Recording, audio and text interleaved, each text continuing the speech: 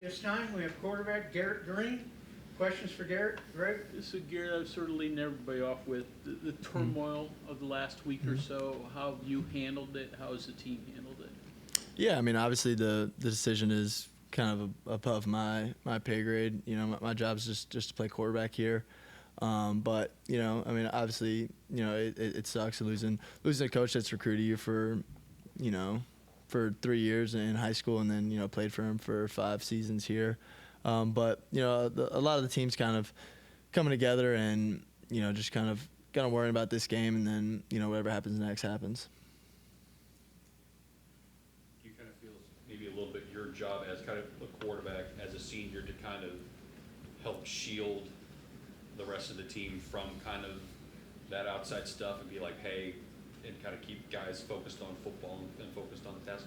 Yeah, a little bit, because, you know, no matter what happens outside of here, you know, the only thing that you can control is, you know, your effort, the work, you know, how you practice. That's really the only thing that you can control while you're here. So, you know, just really talking to everybody about just focus on the task at hand, and then, you know, worrying about Memphis. Is there anything you can share about any conversations you've had with Coach Brown since the decision? Not really publicly.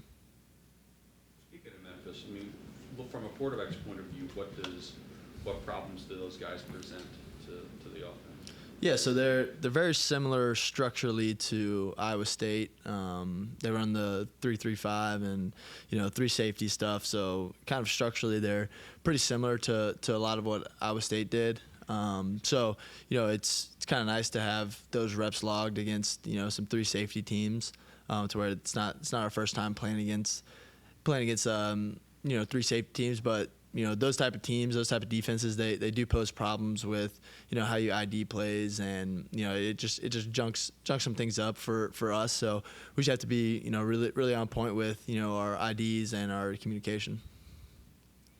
What makes Chad able to hold this thing together? You know, maybe the right guy for this spot for this 2-week stretch. Yeah, I think if you ask anybody, you know, to a man, you know, I think that they would all say that, you know, he truly cares about everyone in the building. You know, you can't really hide his energy and his love for the game and the people in this building. So I think guys have seen that over the last 5 years with him. So I think it's easy to rally behind a coach like that.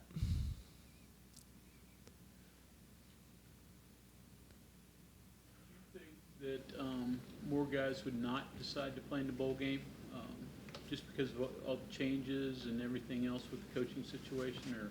Or you happy? You have to talk to people off the ledge, maybe? Not really. I mean, I don't think we have anybody that's not here that's not going to play, which is good, and that speaks to the guys in the locker room and the character that they have. Is that, you know, the season obviously didn't go the way that we'd hoped, but, you know, they're going to finish it out and, you know, play one more time, and then, you know, figure out the rest after. Did the performance at Texas Tech have any bearing on some of the guys? Hey, I don't want to go out like this. Let's try to put a better product out there. Was that talked about at all? I mean, I think in the back of some guys' minds it's obviously there, because obviously Texas Tech just wasn't good enough, and the performance that we all put out there, me included, you know, just wasn't good enough. And, you know, for me personally, I don't want that to be the last experience that I have playing. How much juice is that added to everybody as you watch them practice, as you practice yourself, you know, to get ready for this next game? I think a little bit. You know, I mean, our last Monday and Tuesday, we've had really physical and, you know, intense practices, and I think that shows that, you know, guys just want to go out there and compete one more time, and, you know, hopefully put a better product out than we did in Lubbock. What do you think went wrong in Lubbock from your estimation? We talked with some of the coaches about that. Yeah, I think that, you know, I can speak just for offense, but, you know, they had a really good third down plan for us. You know, they had some. I mean, even if you look at their year-long stats, you know, they were in the top, you know, 40 in the country in third down defense. So that was a strength of theirs, and, you know, we didn't do a good enough job of, you know, combating that. If someone would say they're going to make a statue of you, or remember, how would you like it to be? Would you like it to be running the ball, throwing the ball, throwing a block? I mean, I what think sums you up? Not sliding. that's up to that's up to the statue makers. I don't really have an input in that. Yeah, Would you be smiling on it? probably. Yeah. But that's not. Again, that's above my pay grade. Right. Do you have a play or a moment, though, maybe kind of what he was alluding to, that you would want Mountain your fans to remember, or you're going to remember about your I mean, I don't really know. I mean, I think that's up for the fans to think about, and I mean, I've had a lot of good plays here, a lot of bad plays, but yeah, that's up to the fans. You go back to his point, though. You go back and you think about your career. I mean, the Oklahoma game a couple years ago when you brought him back and rallied him. I mean, there have been some moments that you go through, you think about. Is there any that stick out? I mean, I don't know. I mean, probably the one that sticks out the most, just because we're kind of in that season, is the first play of the bowl game last year. I think that was pretty cool because, Coach TA, he told me the whole week that it was going to be a huge play. Just with our prep and stuff, seeing how they adjusted to motion.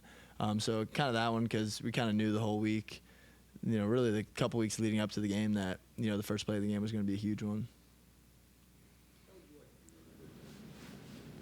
I mean, just as a guy who played his ass off for his teammates, his university, the state. I think that's, if people just say that about me, I'll be happy. You talked about the NFL before and things like that. What are your career goals, and if the NFL doesn't happen, would you want to play in a spring pro league or continue to play football? Yeah, I mean, obviously, I'm gonna keep playing football as long as I can. But right now, I'm focused on Memphis. This is the last college game? Is it sunk in at all? Yeah, a little bit. I'm moving some stuff out of my house. So, I'm slowly moving out of my locker. At 5 years, you have time to accumulate a lot of cleats and stuff of that nature. So it's starting to hit me a little bit. But, I'm really just kind of focused on, doing my job against Memphis, and then, kind of handling all that stuff later. I think you've talked before about how important it has been for you to be a guy, that empty the tank guy. Like, we're going to give 100% every play. How important has it been for you to be that guy within yourself and be looked at that guy as like, man, it may go one way or another, but he is going to, unload everything he's got on every play. Yeah, I think that's, kind of really the only way that, you can really live life is, I don't want to be 80 years old and, have regrets on, any part of my life. And, these last 5 years, I don't really have any regrets. Obviously would like to have played better in some moments and win some more games and do all that, which that's just natural. But, I prepared my ass off every week, mentally, football wise, and then, physically, I did everything I could. Been here 5 years. What do you tell somebody now? What's it like to be a Mountaineer? I mean, I think it's deeper than just football. I think it's an entire like attitude and outlook on life really. This state's built on blue collar, hardworking people that really aren't going to take no for an answer, and they're going to keep fighting for themselves, their family, and so I think that something like that, no matter what happens with my life, I'll always have that DNA and that that kind of factor with me that, no matter what happens, I'm going to keep fighting. So part of that will be with you the rest of your life, Yeah. West Virginia? No doubt. Okay, thank you very much. Yep. Thank you, guys.